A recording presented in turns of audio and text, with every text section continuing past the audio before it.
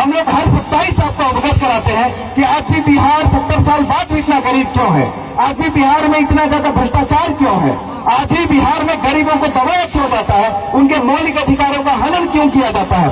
यहाँ जो भी लोग हैं, मैं दावे के साथ बोलता हूँ, अगर ये कार्यालय स्तर पर अगर किसी काम को लेके जाए तो महीने भर अगर दौड़ते रहेंगे, जूते की तल में खिया जाएंगे, लेकिन इनका काम नहीं होगा। जय हिंद। सबसे पहले हिंदुस्तान आवाम मोर्चा के जितने भी यहाँ मेंबरान साहब, उन्होंने मुझे आमंत्रण दिया, इसके लिए मैं उन सबको तहे दिल से शुक्रिया करता हूँ। और यहाँ उपस्थित सभी लोग, हमारे आदरणीय माताएं, बहनें और जो भी नौजवान भाई हैं, सबको तहे दिल से शुक्रिया देता हूँ। बात आज ये आ चुकी है कि देश में इतनी गरीबी क्यों है। देश को आजाद हुए 75 साल होने को है। जब से आजादी गई तब से बीती सरकार, आने वाली सरकार और जो सरकार वर्तमान में है, या कोई भी राज्य की सरकारें हो या केंद्र की, बस इन्होंने एक ही बात कही, गरीबी हटाना है। लेकिन 70 साल में भारत से कितनी गरीबी हटी है ये सबको पता है। और आजाद होने के बाद ये भी नारा था कि सबको शिक्षित बनाना है। और पूरे देश में अभी तक कितना शिक्षा बढ़ा है और कितने लोग शिक्षित हुए हैं, ये भी देखने वाली बात है। देश का जीडीपी इतना बढ़ चुका है, फिर भी बिहार जैसे राज्य की बात कर रहे हैं हम यहाँ बिहार में हैं। और अगर बिहार की बात करें और हम अगर लोकल लोगों की बात करें, ग्रामीण लोगों की बात करें, और सबसे ज्यादा महत्वपूर्ण चीज गरीबों की बात करें, तो गांव गरीबी से ही भरा हुआ है। आप किसी भी गांव में चले जाएं और यहाँ जो योजनाओं के नाम पे सबसे बड़ा घोटाला होता है, और यहाँ के लोकल स्तर पर, प्रखंड स्तर पर जितने भी पदाधिकारी हैं, उनकी मनमानी जो होती है, अगर कोई यूथ अगर इस पे आवाज नहीं उठाता है तो कैसे दूर होगा। बस कोई भी सरकार हो, आने वाली हो या विगत की हो या वर्तमान में हो, उसका एक ही नारा होता है, गरीबी हटाओ। लेकिन कब तक गरीबी हटेगा? बात ये रहता है, आप हमेशा यही बोलते हैं गरीबी हटाना, कब तक हटेगा? 70 साल हो गए, अभी नहीं हटी, क्या गारंटी आने वाले समय में हटेगा? वैसे तो मैं किसी पार्टी या किसी भी नेता को प्रमोट नहीं करता हूं।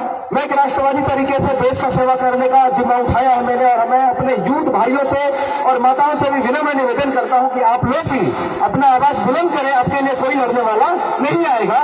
एक दिन आपका मौका होता है वोट देने के समय, उस दिन उस नेता को वोट दें। उस दिन एक डिसीजन आपका आपके बच्चे के भविष्य को तय करता है। ये तो बच्चे खड़े हैं, इनके किस्मत को बनाता है आपका एक वोट, तो उस दिन तय करें।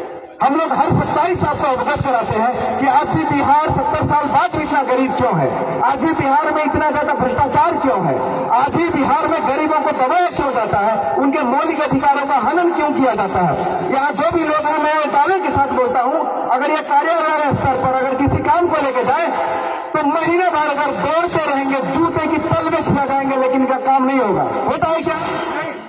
होता है क्या? मैं इनसे पूछना चाहता हूं, क्या आपका कोई सुनता है? नहीं सुनता है। सुनता है कोई?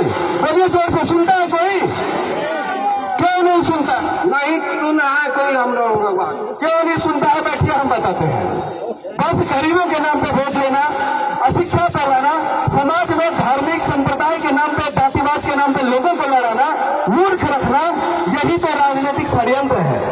कि जब तक लोग मूर्ख होंगे, जब तक लोगों को अपना अधिकार पता नहीं चलेगा, मौलिक अधिकार पता नहीं चलेगा, लोग शिक्षित नहीं होंगे, फिर लोग विरोध कैसे करेंगे किसी भी सरकार की।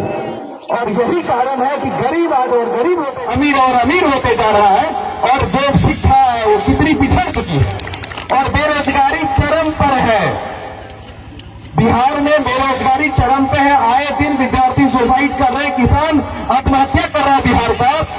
2006 के बाद ये आंकड़े हैं, जब से एमएसपी खत्म हुआ बिहार में, बिहार के किसानों को अपने किसी भी फसल का तय करने का भी उसका जो रेट होता है वो भी अधिकार नहीं है। अब जी तोड़ मेहनत कर ठंड में, गर्मी में, धूप में, पानी में अपने खेतों में फसल उगाएंगे, और व्यापारी आएंगे, मनमाने ढंग से आपके फसल को खरीद के ले जाएंगे। आप ये तक नहीं बोल सकते कि मेरा उपजाया हुआ फसल हमें कितने दाम पर बेचूं, आपके वो भी अधिकार नहीं है। ये है बिहार और यहाँ का शासन है, और यहाँ है गरीबों के लिए जो अधिकार मिले हैं, ये वही है जो दिखता है, बाकी वो सब कुछ पन्नों में लिखता है। और बस मैं ज्यादा कुछ नहीं कहना आप लोगों को, मेरा काम है जगाना। आपका काम है, मेरा काम आपको जगाना है, आपका काम है जगना, और इस बात को जजमेंट करना है कि कौन सही है, कौन गलत है। क्या सरकारें आपके लिए काम कर रही हैं? जो योजना लाया जाता है आपके लिए, क्या आपको मिल पा रहा है कि नहीं? क्या प्रशासनिक व्यवस्था अवसरवाद हो चुकी है? या क्या पुलिस प्रशासन आपकी नहीं सुनती है? क्या आपको प्रताड़ित किया जाता है? क्या आपके मौलिक अधिकारों का हनन किया जाता है? ये कौन बताए? आपको अपने लिए लड़ना होगा। जब कोई नेता चुनते हैं तो उस दिन आपको ये डिसीजन लेना होगा।